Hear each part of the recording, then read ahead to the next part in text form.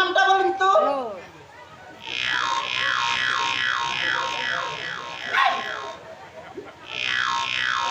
কি হলো আপনার বাবার নামটা বলুন।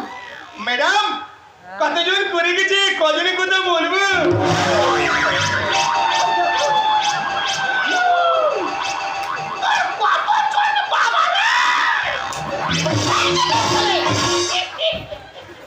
আপনি উত্তি করছেন কেন? আই তো কই কিছু করিনি তো, আমি চুপ করে বসে থাকবো। আপনি সরে যাচ্ছেন কেন? ও ম্যাডাম উনি সাপের মতো ভাঙ নিচ্ছে কেন? কি পাগলের পাল্লা করলাম? সরে আসুন, সরে আসুন। আচ্ছা আপনার জন্ম কত সালে হয়েছিল বলুন তো?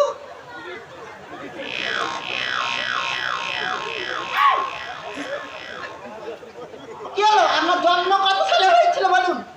ম্যাডাম ওটা 1942 সালে হওয়ার কথা ছিল, কিছুটা ঝামেলার কারণে ওটা 1947 সালে হয়েছে।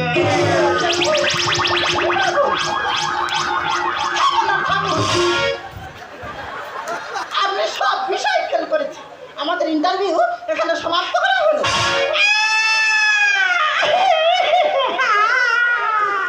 তোমার কি কিডনি কামড়াচ্ছে? চুপচাপ করতে আমি থাকবি। কত আশা করে এসেছিলাম আমি ইন্টারভিউ পাস করলে একটা চাকরি পাবি, সেই আশায় ঘুরে পাবে। তুই ঘরে চো, তোর ঝাঁটার পরে তোর আমি শ্বাস করে দেবো। মাথারু মাথারু মেরে ছেটে বিদায় কর, মাথারু মেরে ছেটে বিদায় কর, তো কত নোংরা ছবি ঠান্ডা মেরে ঘর থেকে ছেটে বিদায় কর। মাথারু মাথারু মেরে ছেটে বিদায় কর, মাথারু মেরে ছেটে বিদায় কর।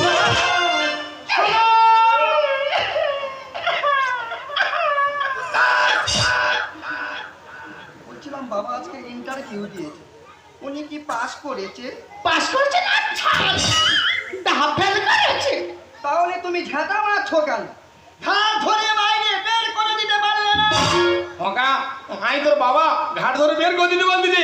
বললাম শোনো, আমি তোমাকে সাপ সাপ জানিয়ে যাচ্ছি, এই পুরো যদি ঘুরে ঘরে গিয়েছে না তাহলে ওই সংসারে পুরো থাকবে, আর না হলে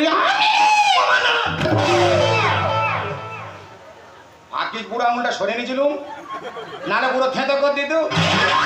ও বাবা, হ্যাঁ বলছি তোমার বৌমা তোমাকে এত লাঠি ঝাঁটা মারে, হ্যাঁ তোমার কি একটু লজ্জা করে না?